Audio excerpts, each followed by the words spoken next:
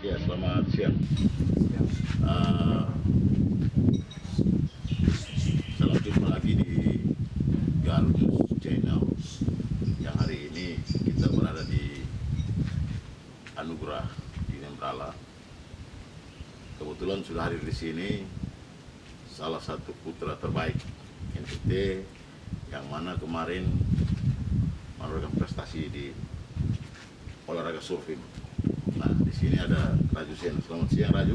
Siang, Pak. Ya, dan di sampingnya juga ada pemilik Hotel Anugerah yang ada di Nembrala, dan beliau juga kalau mau bilang bapak akadnya Raju Sena, dan juga beliau kebetulan dipercaya oleh masyarakat Rote Barat sebagai anggota DPR di Kabupaten Rotendao. Nah, hari ini kita mungkin bincang-bincang terkait dengan prestasi yang sudah ditorehkan oleh Raju Sena, di mana dia mengharumkan nama NTT di PON Papua ya. Iya, Pak. Ya. Mungkin Raju Sena bisa menceritakan bagaimana sampai awalnya tertarik dengan dunia surfing ini. Jadi pertama kali saya besar di Bali. Jadi di sana bapak saya juga punya surf school, dan sana pertama kali saya diajarin surfing, ikut lomba, dan sampai sekarang bisa traveling, jalan-jalan keliling dunia, ikut lomba ya. Iya. Terus sebelumnya aja dari awal ini, dari masa kecil Raju ada di Bali, Iya, Pak. terus dengan latar belakang keluarga, bapak orang asli. Bapak saya orang asli Malaka, Widuk Pehan, mama saya dari Bali. Oh, bapak Malaka ya? Malaka, ya. Malaka, mama orang Bali Mama asli. orang Bali, ya. Oh, jadi lahirnya di Bali. Di Bali. Diperkenalkan dunia surfing ini oleh bapak. Oleh bapak, ya. Oh, berarti bapak orang Malaka Ya. yang sukses main surfing juga di Bali. Di Bali, ya. Oh, luar biasa. Sekolah surfing, ya. Luar biasa. Nah, kenapa waktu PON kemarin itu Raju bukan memilih di Bali tapi memilihnya di NTT? Itu alasannya apa kira-kira? Karena gimana ya Pak ya, di NTT ini ombaknya banyak, khususnya di Rute ombaknya banyak banget, dan ombaknya sangat bagus di sini. Dan saya ingin di sini anak-anaknya ada prestasi juga, ada kegiatan surfing, karena ini kan prestasi surfing ini bagus juga untuk bangun pariwisata.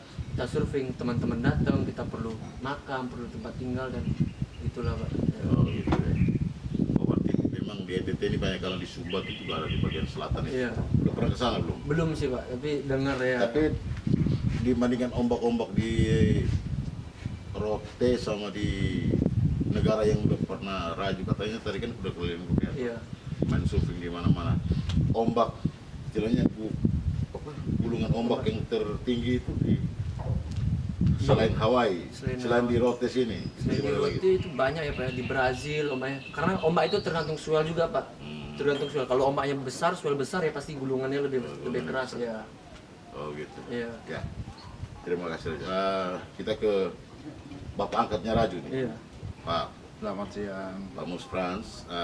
Salam Garut News. Ya, terima kasih. Omus, kita panggil Omus saja ya. Omus.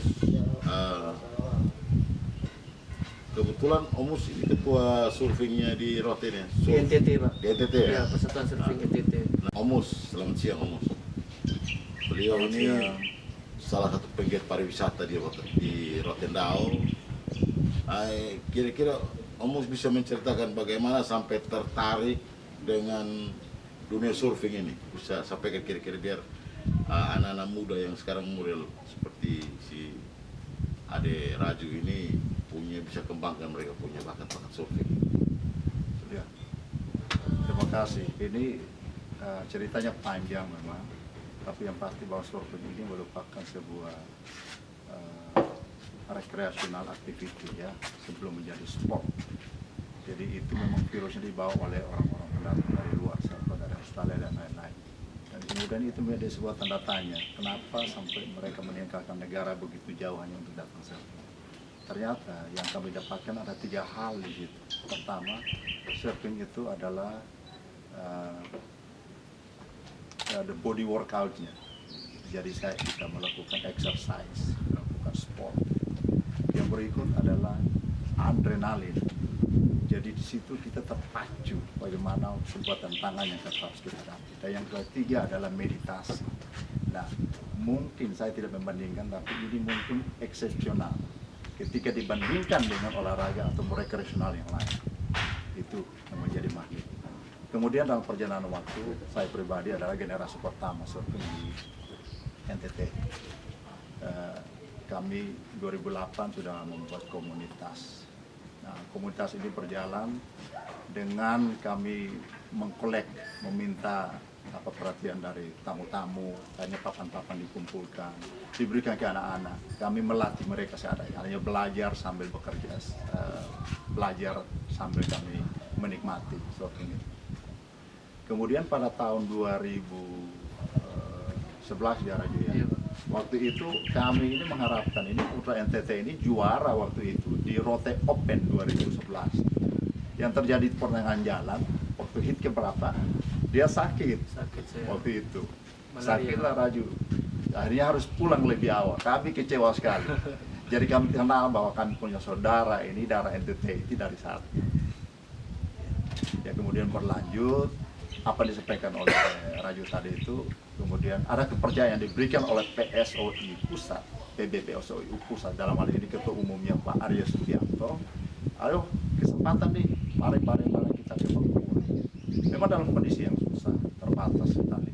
Tetapi karena 2011 ini Raju ini punya keterikatan emosional yang kuat. Jadi terkoneksilah Pak Arya kami, dan kami mendapatkan ini restu, kami mendapatkan solusi. Jadi Raju bertanding dengan sebuah tekad, semangat, nekat untuk pergi ke sana dengan ya doa, dibekali doa itu semua. Dan saya mau sampaikan bahwa itu bukan akhir, atau ini bukan sebuah capaian menjadi tujuan kita, tetapi bahwa mengurus atau melakukan selancar ini ke depannya sekarang bukan lagi rekreasional activity, tapi menjadi sebuah sport racing. Semua pihak harus ikut terlibat. Pertama, bahwa orang menganggap selancar ini sebagai olahraga yang ekstrim, tapi tidak. Karena olahraga yang ekstrim pun orang ada banyak lain lagi yang lebih ekstrim dari surfing itu sendiri. Sehingga kita ingin memasyarakatkan, selancar ini. Hanya kok cewek-cewek yang selancar sekarang, berarti ini bukan semua olahraga laki-laki. Nah, terus yang berikut adalah bahwa memang surfing itu sebuah aktivitas yang juga bisa menghidupkan banyak orang, karena pariwisata sebagai transfer. Jadi kemudian kita menginginkan semua kerjasama dari berbagai pihak ini mendorong olahraga ini menjadi olahraga yang masyarakat. Tetapi ingat satu hal, bahwa ini olahraga yang paling murah. Kita tidak perlu bangun stadion. Stadionnya sudah ada di laut dan itu Tuhan sudah ciptakan untuk itu. Tinggal kita gunakan saja itu dengan baik, dengan peralatan yang kita dapat tadi. Berarti ya sudah bisa dimasyarakatkan dan menjadi olahraga yang murah. Sekali lagi ya, harapan kita bahwa Raju sudah menorehkan prestasi dan dia adalah menjadi role model buat adik-adiknya untuk bisa mengangkat surfing dan ikut membawa nama NTT ke depan lagi ya Raju ya. Kita target 2024 ya. Target. Dan 2024 emas ya, kita target 2024. Target emas. Dan SEA Games juga kita. SEA Games juga kita doakan ya. Dan kita juga mempersiapkan adik-adik lainnya akan nanti ikut bertanding dengan dia. Nah ini menarik, yang tadi Om Mus sampaikan bahwa ada raju-raju lainnya selain raju yang sekarang yang punya prestasi, ya dengan targetnya nanti mungkin di 2024 ya. Iya, Pak. Targetnya emas. Nah, di Rote ini kalau dari kacamatanya Om Mus, raju-raju lain ini ada tidak di Rote ini?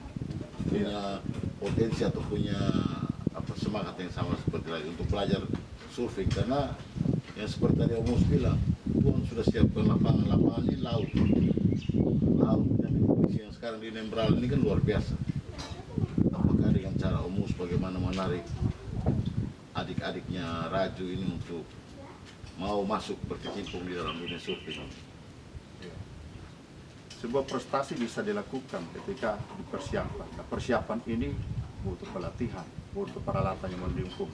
Kemudian harus ada ajang kompetisi. Kenapa tidak buka sekolah surfing saja di Rote? Kita sudah ada. Sudah ada ya? Sudah ada sekolah surfingnya. Tapi sekolah surfing yang ada ini adalah lebih untuk melatih orang pemula. Yang juga dilakukan oleh adik-adik kita yang tadi atlet-atlet, calon-calon atlet selancar. Calon-calon atlet selancar ya. Luar biasa karena ya Raju. Ini kembali ke Raju. Kemarin di Papua dapat medali ini ya, medali Iya Pak, perak sama perak perunggu. sama perunggu. Jadi juara 2 sama juara 3. Iya. Nah ini ada kategori-kategorinya. Iya, jadi yang Kalau yang perunggu ini kategori apa? jadi perunggu ini kategori aerial, jadi kita mengudara, cuman gaya terbang saja. Yang terbang. Kalau yang perak ini gaya open men's, jadi semua main combo, terbang apa ya, pokoknya yang terbaik, dua ombak yang terbaik gitu, setiap game ya. Jadi mengikuti ombak ya. Iya, sampai habis semua gaya Jadi yang terbaik. dengan target sebenarnya kalau untuk target emas itu dia target emas itu kategori apa lagi kira-kira? Dari selancar itu Mus, kira-kira itu ada banyak kategori ya yang diperlombakan. Betul. Biasanya kalau dalam tinju, katakan dalam tinju itu ada kelas layak, kelas berat, kelas apa IBF atau apa. Kalau di surfing itu apa? Iya, di surfing ada. Kategori. Yang pasti kalau kemarin itu Raju mendapatkan 2 medali ini atas 2 nomor pertandingan. Yang pertama aerial dan sosok kuda. Hanya dua ya. Tapi yang memang standarnya itu ada biasanya ada open ya, Opennya. under 20, Under 20. under 16 lagi 16 ya, ya, junior. under 16. Terus ada women, Open. ada longboard. Iya. Raju sekarang umur berapa? 21 Pak. Berarti under 20. Ya. Ya, tapi kemarin open. Open. Open. Berarti Olimpik. dengan orang-orang yang sudah dewasa lagi di atas Sudah Raju ada lagi ya. semua profesional semua, nggak ada umur. Oh, luar biasa, luar biasa. Ya, paling tidak Raju sudah bawa nama NTT, luar biasa. Selamat buat Raju. Dan mudah-mudahan ke depan ini pemerintah khususnya di Rote maupun sampai di provinsi ini melihat surfing ini, dunia selancar ini, olahraga selancar ini betul-betul bisa masuk, kalau bisa dijadikan andalan juga buat NTT sebenarnya. Dengan kegiatan PON kemarin Raju sudah memberikan prestasi, mudah-mudahan ke depan makin sukses Raju. Iya Pak, makasih. Dan Omus sudah berperan aktif, penting sekali dalam perkembangan Raju ya. Iya, Pak. Artinya di dalam perjalanan Raju untuk menoleh sukses ini juga tidak terlepas dari campur tangan Tuhan dan juga ya Semua. disampaikan semua elemen.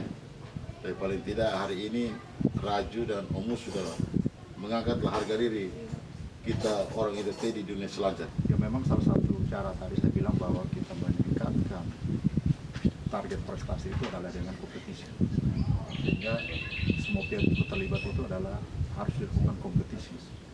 Kita komunitas bisa melakukan itu, tetapi yang pasti terbatas dan kita tidak cukup punya akses untuk bisa melibatkan. Untuk bisa bertanding ini mereka harus bertanding dengan yang sekelas Raju. Maksud kita untuk kembangkan adik-adik lain. Iya.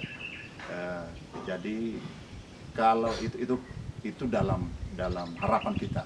Mudah-mudahan dari KONI, dari pemerintah daerah bisa memperhatikan untuk mensupport lewat kegiatan kompetisi selancar. Tapi yang berikut adalah untuk targetnya ya sampai jauh ini kami belum dapat undangan berikut lagi dari pusat pusat. Tapi kalau ada undangan lagi pasti kami siap untuk ikut ya. Iya Pak, siap. Iya. Saya boleh tambahkan sedikit ya bahwa Raju ini apa? Sudah kayak anak yang manis ya, anak yang manis. Orang NTT itu bukan cuma hitam manisnya, tetapi anak yang manis kan. Tidak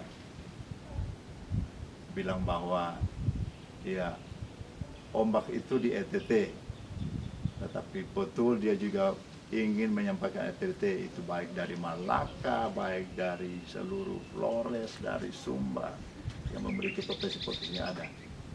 Tanpa aktivitas pun mudah-mudahan kita bisa lakukan touring ke sana ya. Iya Pak. Iya. Untuk seperti ini mungkin gaharu nanti kita sama-sama bisa lakukan aktivitas ini untuk ke semua tempat ya. Sehingga NTT kita angkat satu persatu tempatnya.